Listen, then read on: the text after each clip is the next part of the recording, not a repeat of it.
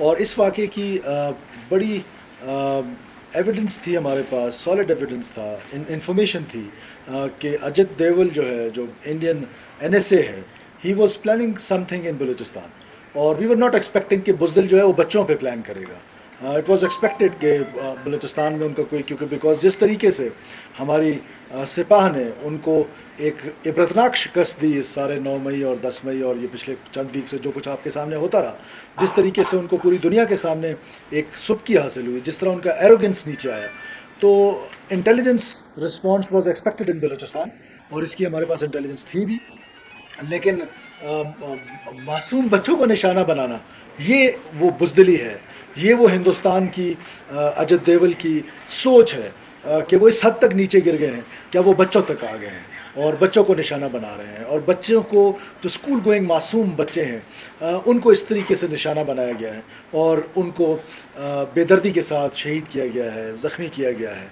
और ये इसकी जितनी भी मज़म्मत की जाए, और इंटरनेशनल वर्ल्ड को अब ये देखना पड़ेगा, ये सोचना पड़ेगा, और हमारी तरफ से ये उनके लिए भी पैगाम है कि ये जो प्रॉक्सी है, जो इंडियन प्रॉक्सी है, जो यहाँ पर बलूचिस्तान में इस तरह की वारदातें कर रहे हैं, उनके बिहेस्ट पे कर रहे हैं, उनके कहने पे। फिर मुझे लोग कहेंगे कि कल वाक़या हुआ और आज आपको कैसे आधे घंटे में पता चला? तो पहले से इन्फॉर्मेशन थी, मैं आपको बता रहा हूँ कि ये इन्फॉर्मेशन थी कि ये जो सुबकी है, ये जो जंग की शिकस्त है, इस शिकस्त के लिए वो बैटलफील्ड को बलूचिस्तान की अपनी फजैलिटीज़ की वजह से वो चुनना चाहेंगे और कुछ इस तरह का काम यहाँ पर करना चाह रहे थे। लेकिन ये तवक्को नहीं थी, कि दुश्मन से भी ये तवक्को नहीं थी कि इतना गिर जाओगे, इतना गिर जाओगे कि मासूम बच्चे जो हैं वो अब तुम्हारे निशाने पे आ गए हैं। और सॉफ्टेस्ट टारगेट, अगर आप पिछले पैटर्न देखें फॉर लास्ट लाइक 6, 7, 8 मंथ्स, हमेशा से ये बुज़दिल दहशतगर्द, जिसको BLA कहते हैं, BLF कहते हैं, ये बुज़दिल दहशतगर्द ने हमेशा सॉफ्ट टारगेट चुना है। वो फौजी जो निहत्था होके जा रहा है ट्रेन पे, वो पैसेंजर कंसिडर होता है। इसी तरह जो मुसाफिरों को उतारा है बसों से, किलिंग्स किए हैं और उनको एथनिक रंग दिया गया कि ये पंजाबियों की किलिंग्स, ये पंजाबियों की किलिंग्स नहीं है। ये किसी बलोच ने किसी पंजाबी को नहीं मारा। मैं on the cost of repetition बार बार ये कह रहा हूँ कि ये दहशतगर्दों ने पाकिस्तानी शहीद किए हैं।